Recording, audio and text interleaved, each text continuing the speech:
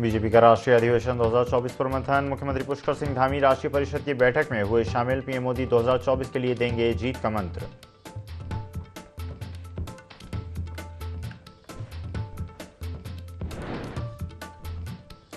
राजस्थान पहुंचा समान नागरिक संहिता विधेयक। परीक्षण के बाद राष्ट्रपति को भेजा जाएगा विधेयक। राज्य आंदोलनकारियों को 10% क्षैतिज आरक्षण विधेयक भी पहुंचा राजभवन।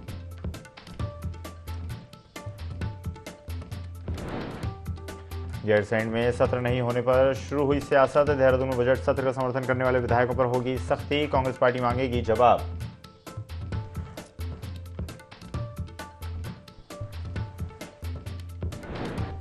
बनफूलपुरा में कर्फ्यू में बड़ी राहत। सुबह 6 बजे से शाम 5 बजे तक कर्फ्यू में होगी ढील। मेडिकल और जनरल स्टोर खोलने की अनुमति।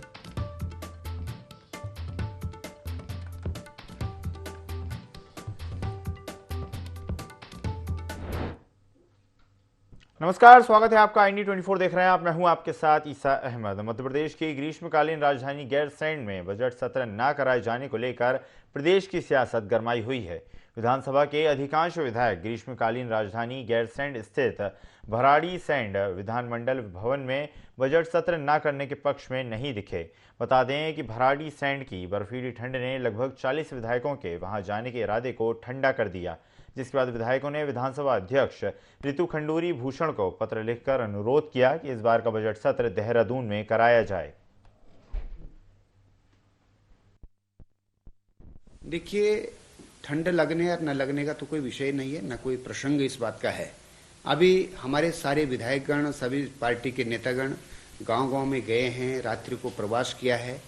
वो आपने 15,000 फीट की ऊंचाई पर भी स्थित गांव है और देहरादून में स्थित गांव भी हैं। सभी गांव में जाने का हमारा कार्यक्रम संपन्न हुआ है। इसलिए गैरसैंण में अगर कोई कार्यक्रम तय होता है सरकार के द्वारा तो सभी विधायक जाएंगे। हर वर्ष चारधाम यात्रा शुरू होगी और वो समय वही होता है। और सरकार ने पिछली बार बहाना किया, अगर फरवरी और मार्च में भी हम नहीं कर सकते तो हमने उसको राजधानी घोषित क्यों किया। इसमें चाहे वो किसी ने भी दस्तखत किए हैं, मेरी जानकारी होता कभी कभी ऐसा होता है, एक ही विधायक एक पत्र में दस्तखत करा लेता है, उसमें बाद में लिखा जाता है। हो सकता है उस तरीके की बात रही हो, लेकिन जिन भी जनप्रतिनिधियों ने गैरसैंण में सत्र बुलाने का विरोध किया है, निश्चित ही उन्होंने जो शहीद हैं उनकी भावनाओं का, आंदोलनकारियों की भावनाओं का को ठेस पहुंचाने का काम किया है। मुख्यमंत्री पुष्कर सिंह धामी ने प्रदेश में डस्टबिन फ्री अभियान चलाया, जिसके तहत देहरादून नगर निगम भी शहर से डस्टबिन को हटाकर डोर टू डोर कूड़ा उठान को गति दे रहा है। इसको लेकर नगर आयुक्त गौरव कुमार ने जानकारी देते हुए बताया कि शहर में 100 ऐसी जगह हैं जहां पर करीब 6 से 7 जगह ऐसी चुनी गई हैं जहां डस्टबिन बाकी है। इनको भी जल्द ही हटाया जाएगा।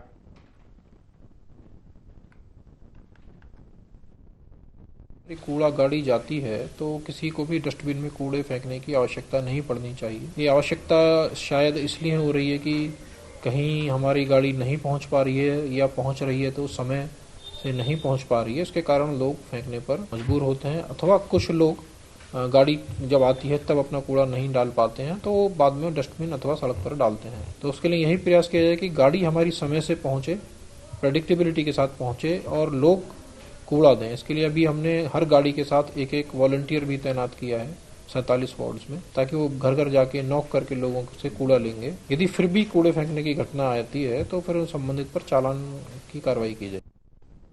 सीएम पुष्कर सिंह धामी 2 दिवसीय दिल्ली दौरे पर हैं, जहां वे दिल्ली में होने वाली राष्ट्रीय परिषद की बैठक में शामिल होंगे।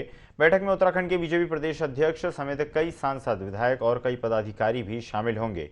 इस दौरान लोकसभा की रणनीति पर चर्चा की जाएगी। बैठक को लेकर भाजपा प्रदेश प्रवक्ता विपिन कैंथोला का कहना है कि लोकसभा चुनाव में जीत का अंतर कितना बढ़ाया जा सकता है। साथ ही प्रदेश से लेकर जिले, मंडल, बूथ और पन्ना इकाइयों तक के पदाधिकारियों एवं कार्यकर्ताओं को जनता के बीच जाकर जानकारी साझा करने को लेकर चर्चा होगी। में 2 दिवसीय राष्ट्रीय अधिवेशन है और इसमें सेशन रहने वाले माननीय प्रधानमंत्री जी का सेशन रहेगा, माननीय राष्ट्रीय अध्यक्ष जी संबोधित करेंगे, गृहमंत्री जी संबोधित करेंगे और उसमें जो राजनीतिक प्रस्ताव हैं पार्टी के वो भी पास होंगे और उत्तराखंड से माननीय मुख्यमंत्री जी गए हैं, तमाम हमारे जितने भी विधायक हैं वो लोग गए हैं, मेयर गए हैं, डिप्टी मेयर गए हैं, प्रदेश के पदाधिकारी गए हैं, सभी लोग वहां पर रहने वाले हैं आज और कल। 2 दिन का ये अधिवेशन है, इसमें विभिन्न चीजों को लेकर के चर्चा होगी और बेसिकली 2024 के चुनाव में हम जीत का अंतर और कितना बढ़ा सकते हैं, इन सब चीजों पे हमारी चर्चा होने वाली है।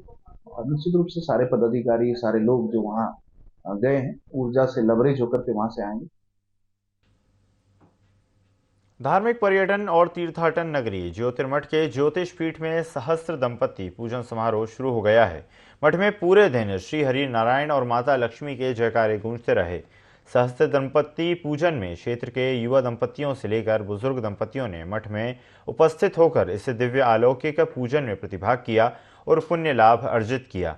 ज्योतिर्मठ के प्रभारी ब्रह्मचारी मुकुंदानंद महाराज ने बताया कि भगवान लक्ष्मी नारायण के स्वरूप में दंपति पूजन की परंपरा सहस्त्र दंपति पूजन कार्यक्रम में भारतीय सनातन संस्कृति की एक पहचान है। सुबह से जो है काफ़ी उत्साह है लोगों में, माताओं में, और दोनों जो है लक्ष्मी नारायण की स्वरूप हैं। अच्छा चल रहा है कार्यक्रम बहुत। ज्योतिष पीठ के जगत गुरु शंकराचार्य पूज्यपाद स्वामी अभिमुक्तेश्वरानंद सरस्वती महाराज श्री की ये इच्छा रहती है कि हर समय सनातन धर्म के उत्थान के कार्य ज्योतिर्मठ की तरफ से किए जाएं। उसी क्रम में वर्ष में पड़ने वाले चारों नवरात्रि में हम लोग यहाँ पर उत्सव करते हैं। तो वर्ष के आखिरी में ये जो गुप्त नवरात्रि है, जिसको माघ मास की नवरात्रि कही जाती है, इस नवरात्रि में हम लोग शंकराचार्य मठ में दंपति पूजन का आयोजन आज से आरंभ कर रहे हैं। माघ मास के शुक्ल पक्ष की सप्तमी तिथि है आज, और आज से ये पूजन आरंभ होकर के 3 दिवस तक ये पूजन संपन्न की जाएगी। लक्ष्मी नारायण के रूप में भगवान का जो स्वरूप है, जिसमें हमारे यहाँ जो दंपति व्यवस्था है, जिसमें पति पत्नी होते हैं, हमारे यहाँ माना जाता है कि दंपति लक्ष्मी नारायण के रूप में। तो लक्ष्मी नारायण के रूप में उनकी पूजा ये इस क्षेत्र सहित आप कह दीजिए कि पूरे उत्तर भारत में एक नई तरह की पूजा। हरिद्वार में आंगनबाड़ी कार्यकर्ताओं ने अपनी मांगों को लेकर रैली निकाली और रोशनाबाद कलेक्ट्रेट भवन के सामने धरना प्रदर्शन किया। इस दौरान आंगनबाड़ी कार्यकर्ताओं ने जिला अधिकारी को प्रधानमंत्री के नाम अपनी मांगों का ज्ञापन सौंपा और इसके साथ ही मांग पूरी न होने पर बड़े आंदोलन की चेतावनी दी।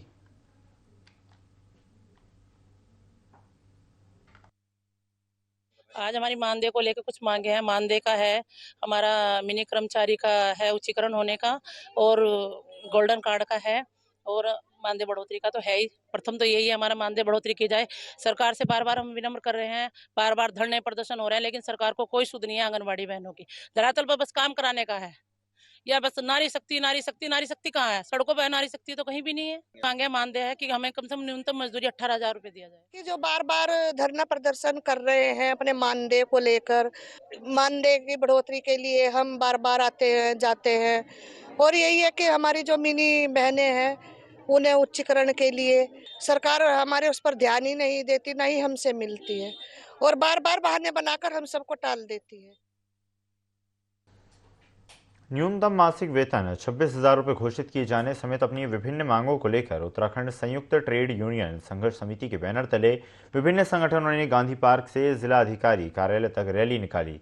इस रैली में आंगनबाड़ी कार्यकर्त्री, सेविका, मिनी कर्मचारी संगठन, C2, CPI, इंटक, एटक, कांग्रेस जैसे विभिन्न संगठन शामिल हुए। सभी कार्यकर्ता गांधी पार्क में एकत्रित हुए और यहां से जिलाधिकारी कार्यालय तक रैली निकाली। इसके बाद SDM के माध्यम से भारत सरकार को ज्ञापन भेजा है।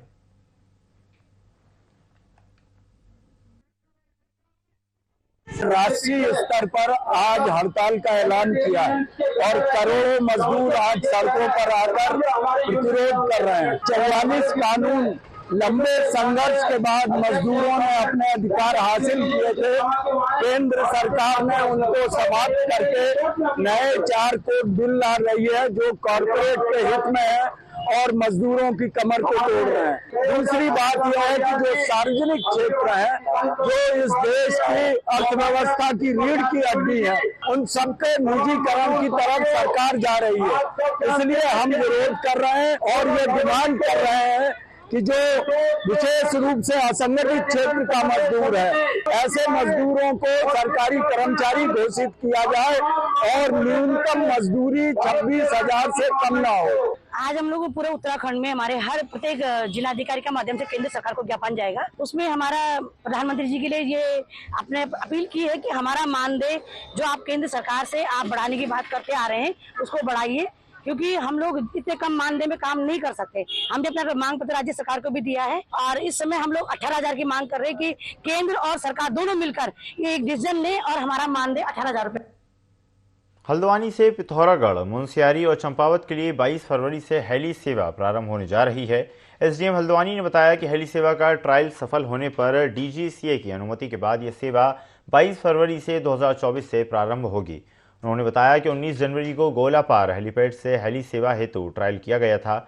इसके पश्चात नागरिक उड्डयन महानिदेशालय डीजीसीए द्वारा कुछ अतिरिक्त कार्य करने के निर्देश दिए गए। प्रशासन ने हेलीपैड में हवाई यात्रा सुचारू हेतु आवश्यक सभी व्यवस्थाओं को चाक चौबंद कर दिया है, जिसके बाद 22 फरवरी से हल्द्वानी से पिथौरागढ़, मुनस्यारी और चंपावत के लिए हेली सेवा प्रारंभ होगी। हेरिटेज एविएशन द्वारा यहाँ गोलापार हवाई अड्डे से जो हमारा हेलीपैड है, इससे मुनस्यारी, पिथौरागढ़ और चंपावत 3 स्थानों के लिए हेली सेवा प्रारंभ की जा रही है। 22 तारीख से ये हेली सेवा प्रारंभ होने जा रही है। इसमें एक हेली डेडिकेटली यहीं रहेगा और 2 उड़ान मुनस्यारी के लिए, 2 उड़ान पिथौरागढ़ के लिए और 2 उड़ान चंपावत के लिए ये लेगा। साथ ही जैसा एविएशन वाला हेरिटेज एविएशन द्वारा बताया गया है कि 2500 रुपये इनका किराया चंपावत के लिए, 3,000 पिथौरागढ़ के लिए और 3,500 रुपये मुनस्यारी के लिए नियत किया गया है। हल्द्वानी में बनभूलपुरा हिंसा के फरार दंगाइयों का पुलिस ने पोस्टर जारी किया है। इस मामले में एसएसपी प्रहलाद नारायण मीणा ने बताया कि बनभूलपुरा हिंसा के मास्टरमाइंड अब्दुल मलिक और उसके बेटे अब्दुल मोईद सहित 9 लोगों को गिरफ्तार करने की तैयारी है। उनका पोस्टर भी जारी किया जा चुका है। उनकी प्रॉपर्टी की कुर्की के आदेश पहले ही प्राप्त हो चुके हैं। पुलिस ने बनभूलपुरा दंगे के मुख्य आरोपी अब्दुल मलिक और उसके पुत्र के घर कुर्की की। इसके अलावा बनभूलपुरा हिंसा में 2 दंगाइयों को और गिरफ्तार किया गया। अब तक गिरफ्तार दंगाइयों की संख्या 44 हो गई है।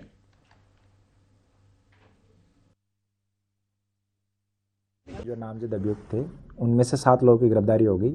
बाकी जो 9 लोग थे वो फरार चल रहे थे। हमने कोर्ट से वारंट लिए। कोर्ट से वारंट लेने के बाद में इन लोगों की जो कुर्की है वो हमारे द्वारा की जा रही है। साथ ही चूँकि ये लोग सभी वांछित है, अतः इन लोगों के सभी के पोस्टर चिपकाए गए हैं ताकि इनकी गिरफ्तारी में जनता से सहयोग लिया जाए। कुर्की की कार्रवाई शुरू हो गई है। जल्दी जैसे जैसे इनकी संपत्तियां और उनका जो में पता लग रहा है वैसे ही हम कुर्की की कार्रवाई कि हम डाटा ले रहे हैं हर जगह का, तो जैसे जैसे हमें डाटा मिल रहा है उसी तरीके से हम हर जगह इनकी कुर्कियाँ करते जाए। 2 और नई गिरफ्तारियाँ हैं, तो इस प्रकार से अब इस प्रकरण में जो टोटल गिरफ्तारियाँ वो 44। हरिद्वार पुलिस ने मां बेटे की हत्या का खुलासा करते हुए आरोपी को गिरफ्तार किया है। दरअसल कुछ दिनों पहले पुलिस को झबरेड़ा में एक युवक का शव मिला था, जिसके बाद पुलिस ने जांच करते हुए युवक की फोटो से उसकी पहचान की। युवक की पहचान के बाद पुलिस के सामने चौंकाने वाले खुलासे हुए, जिसमें पुलिस को पता चला कि पुलिस लाइन में तैनात पुलिस दरोगा छुन्ना सिंह सहित 3 लोगों ने मां बेटे के पास से 20 लाख रुपए लूटे थे और हत्या को अंजाम दिया था। जिसके बाद पुलिस ने लूटे हुए रकम और दरोगा समेत 3 लोगों को गिरफ्तार किया। वहीं मामले में फरार आरोपियों की तलाश जारी है। की डेड बॉडी मिली थी जिसके गले में निशान था। पुलिस ने इस मामले को संगीनता से लिया और इसमें तुरंत एसओ के द्वारा एक अभियोग पंजीकृत किया गया था। उस बॉडी के साथ उसकी जेब में एक विजिटिंग कार्ड मिला था। उसको संज्ञान में रखते हुए जब पुलिस उस विजिटिंग कार्ड पर पहुंची तो पता लगा कि ये व्यक्ति जिसने इनका मकान खरीदा है अभी कुछ दिन पूर्व ही, उसके द्वारा बताया गया कि ये इसका जो नाम है नरेंद्र है और ये अपनी माँ के साथ जिसका नाम ममता है वो यहाँ रहता था और अभी कुछ दिन पूर्व ही 20 लाख रुपए में इसने मकान बेचा है। डेड बॉडी अभी मिली है। ममता की डेड बॉडी को हम लोग अभी खोज रहे हैं। अभी इसमें 3 लोग अरेस्ट इसमें किए जा चुके हैं, जिसमें छुन्ना सिंह है, इसके साथ शहजाद और विनोद। कार जिसमें इनके द्वारा डेड बॉडी को ठिकाने लगाया गया था, जिसमें वारदात हुई थी, अल्टो, वो भी हम लोगों ने कब्जे में ले लिया। बाकी इसका जो पैसा है जो उनके द्वारा इनसे लूटा गया था वो भी पुलिस ने रिकवर किया है, 10 लाख रुपए। और बाकी इन तीनों को ही अभी पुलिस अभिरक्षा में न्यायालय में भेजा जाएगा और वहीं पर आगे की जो कार्रवाई है वो की जाएगी। खबर डोईवाला से है, जहां पर लोकसभा चुनाव को देखते हुए इन दिनों सभी राजनीतिक दलों का प्रचार प्रसार तेज होता नजर आ रहा है, जिसके तहत प्रधानमंत्री नरेंद्र मोदी द्वारा चलाए जा रहे लाभार्थी संपर्क अभियान के तहत डोईवाला के माजरी ग्रांट क्षेत्र में कार्यशाला का आयोजन किया गया। कार्यशाला के माध्यम से पार्टी के मंडल स्तरीय कार्यकर्ताओं पदाधिकारियों को सम्मानित किया गया। इस दौरान बूथ लेवल पर कार्यकर्ताओं को निर्देश दिए गए, सरकार की योजनाओं से लाभार्थियों से संपर्क करें। राष्ट्रीय नेतृत्व की तरफ से जो हमें निर्देशित किया गया है कि अब की बार 400 पार का जो हमने लक्ष्य रखा है, ये इसी के निमित्त जो है आज लाभार्थी सम्मेलन जो है प्रत्येक मंडल में जो है किए जा रहे हैं और हमें जो है निर्देश दिए गए हैं कि हमें प्रत्येक मंडल में प्रत्येक बूथ पर जा करके लाभार्थियों से संपर्क करना है और उन्हें जो है नरेंद्र मोदी जी की नीतियों के बारे में बताना है और उनको जो है उनसे वही जो है लाभार्थी हैं जो इस बार जो है निर्णायक वोटर साबित होंगे, जिस कारण से जो है भारतीय जनता पार्टी 400 पार के लक्ष्य को प्राप्त कर सकेगी। 25 करोड़ लाभार्थी जो है केंद्र सरकार द्वारा जो है इनको लाभ दिया गया है और उसमें से लगभग 6 करोड़ लाभार्थियों के घर घर तक जाने का कार्यक्रम जो है भारतीय जनता पार्टी ने बनाया है। लगभग 25 लाख कार्यकर्ता पूरे देश भर में जो है भारतीय जनता पार्टी के कार्यकर्ता घर घर जाएंगे और अवगत कराएंगे लाभार्थियों को जो है आप इस योजना से लाभान्वित हो रहे हैं। बैठकों का सिलसिला निरंतर चलने वाला है। भारतीय जनता पार्टी का कार्यकर्ता कभी भी बैठता नहीं है। हमारा बैठकों का दौर निरंतर जो है जारी रहेगा।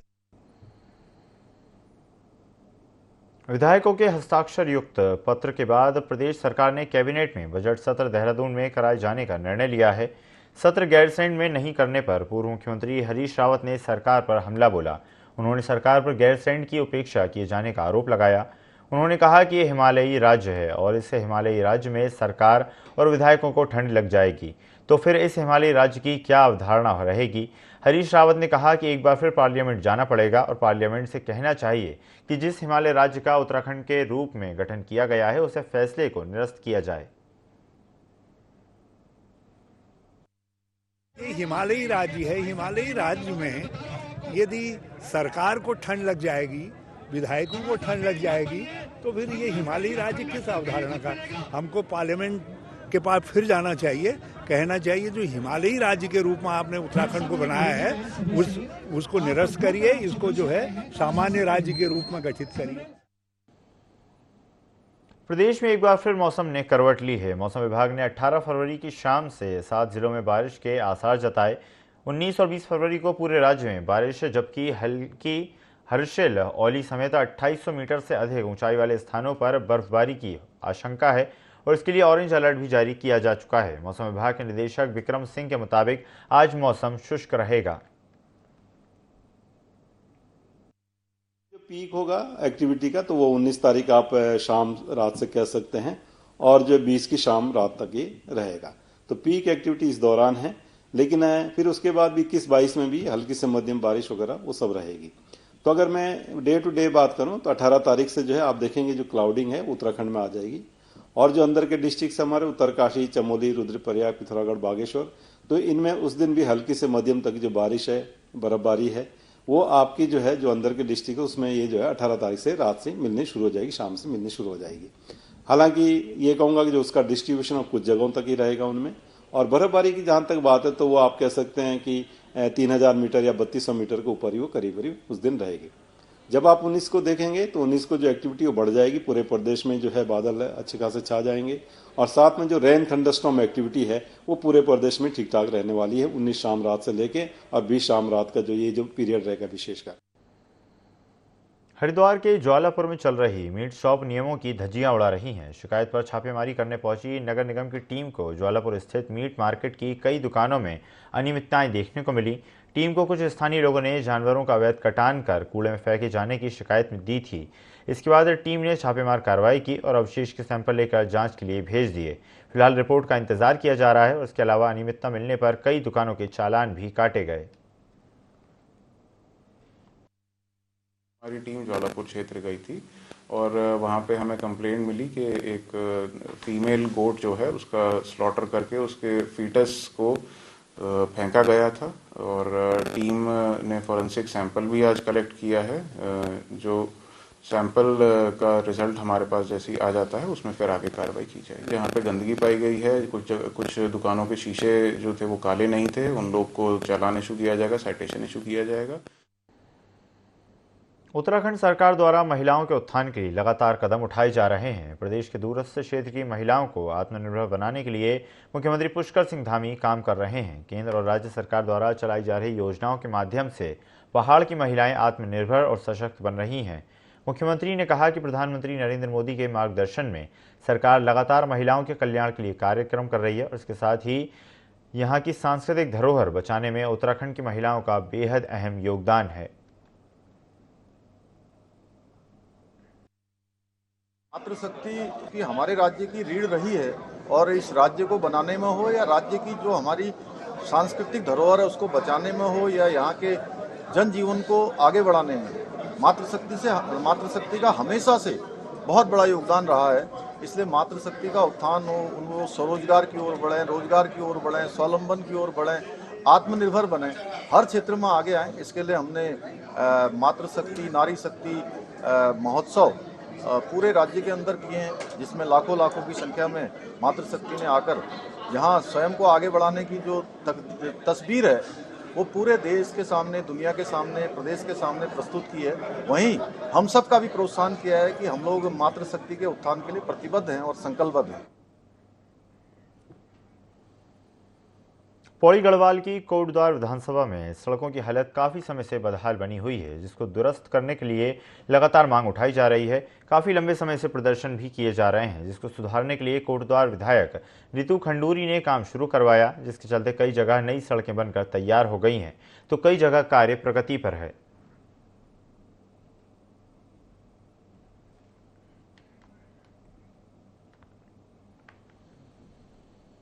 एक होटल के सभागार में आयोजित एक कार्यक्रम में उत्तराखंड की लोक गायिका रेशमा की नई एल्बम का विमोचन किया गया। इस दौरान भारतीय जनता पार्टी युवा मोर्चा के राष्ट्रीय उपाध्यक्ष नेहा जोशी मौजूद रहीं। उत्तराखंड की संस्कृति पर आधारित इस एल्बम में रेशमा शाह ने खुद अभिनय किया है और उन्हें उम्मीद है कि पहले की तरह ही लोगों को उनके गीत पसंद आएंगे।